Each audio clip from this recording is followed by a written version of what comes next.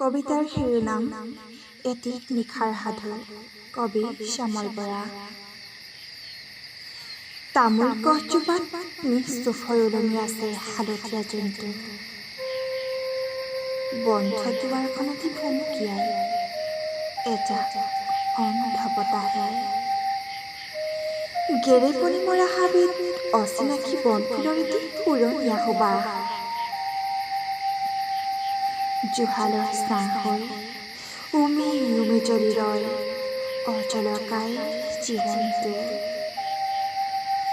দিন যায় ৰাতি হয়, ৰাতি যায় দিন হয়।